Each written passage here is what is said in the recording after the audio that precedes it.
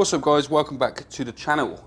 Today we are going to do a 6-month update on the Nano tank. Yes, it has been 6 months since we started this tank and time has absolutely flown by.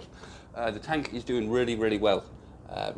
Coral's doing great, but we'll get into that later on in the video. We're going to not waste any time, we're going to get straight into it and we'll start with some bad news.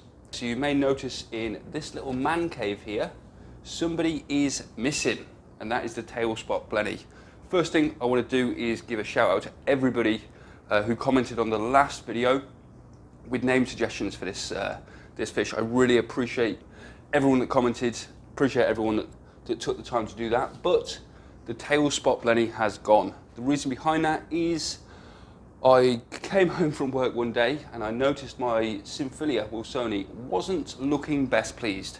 So I was sat there for about half an hour, watched the tail spot blenny whose little man cave is right next to the Seafriendlyreef, and I noticed him coming round and taking some massive chunks out of this Seafriendlyreef Wilsoni, and I thought, you know what, some people are into reefing and saltwater aquariums for the fish, some are in for the corals. I am more drawn towards the corals than I am to the fish, so if I've got fish that's eating my coral, unfortunately that fish is going to be taken out from the system.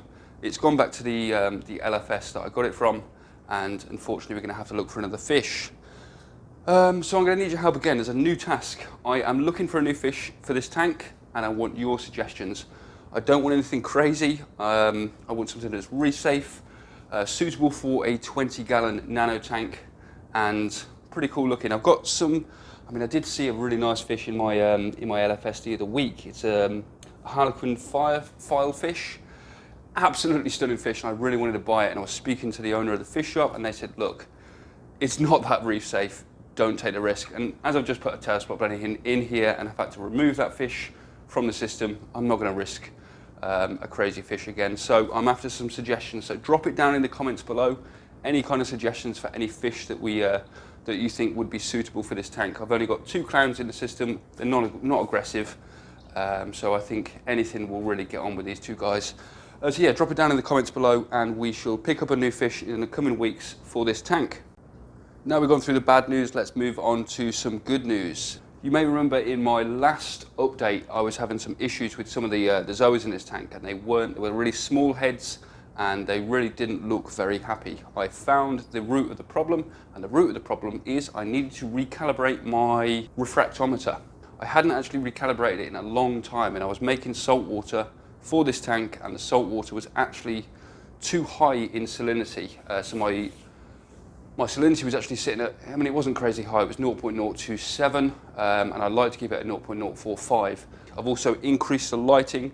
I think I was at 30% intensity, we're now up to 38%. I keep increasing it by 1% or 2% every week, so we're at 38% intensity, and as you can see a lot of the zoas look a lot happier than they did in the last update, which is great.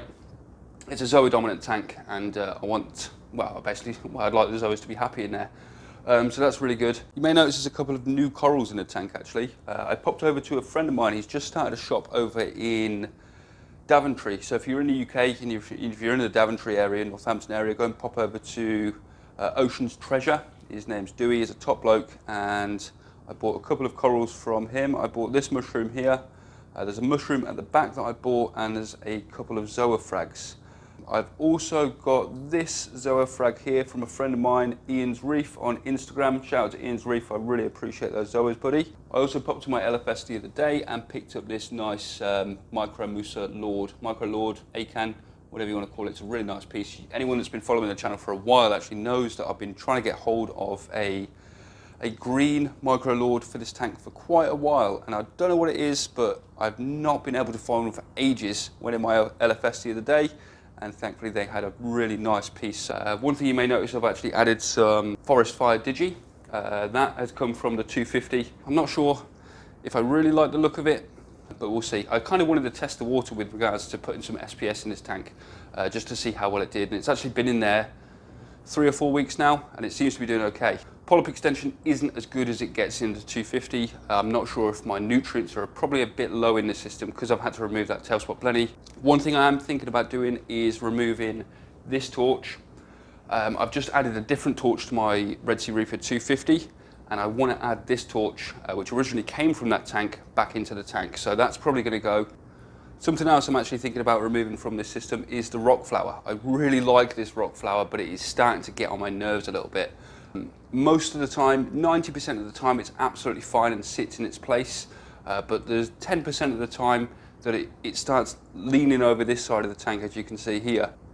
It's currently sitting on top of some zoas. It's stinging some zoas around there, and it's causing havoc. So I'm thinking about moving it back over to the 250, but I'm not 100% sure. I really like it in this tank, but I mean, my only other option is to really clear out the zoas and the corals around it, so it has got space to move when it wants to. But then when it's sat back in its original position, it looks a bit silly because I've got a massive gap where the anemone isn't and where the corals used to be, where the zoas used to be. So I'm toying up the idea of actually removing it from the system and just going full zoa and mushroom dominant in this tank, but we'll see how it gets on.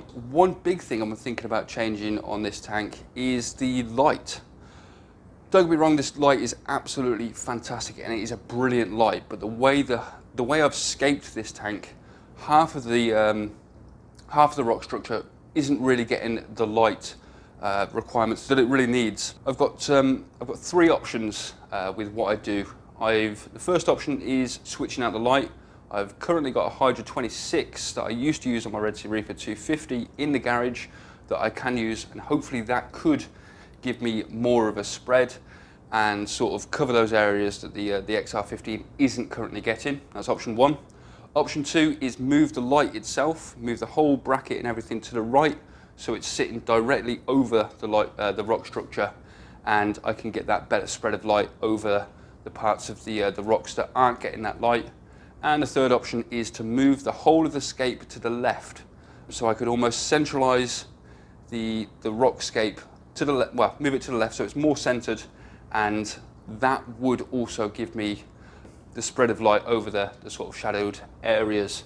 I'm not sure which way to go. What I'm probably going to do is put the Hydra 26 on the tank for a day, see how it looks, see what kind of spread I'm getting. If that doesn't do the job, I'll move the light to the right so it's off center. That's really going to mess with my head because I really like the light to be absolute center of this tank, because I just think it would look weird if I move the whole light bracket to the right. And if that fails and I don't like it, I will just move the rocks, because it's one piece of rock that this is, so I can move the whole structure to the left, and that will do it. But I'm not sure how it will look aesthetically. It might look a bit weird with the whole rock structure in the center of the tank. But I'm gonna try switching out the light first, then we'll move the light, and if not, we'll move the scape and see how it looks. But I'll keep you posted on that to see how we're getting on. That'll pretty much wrap it up for this week's video. It was just a really quick update as to how the tank's doing and what my plans are for now and the future. If you enjoyed the video, please do drop it a like. If you haven't already, please do subscribe, and have a cracking week, guys.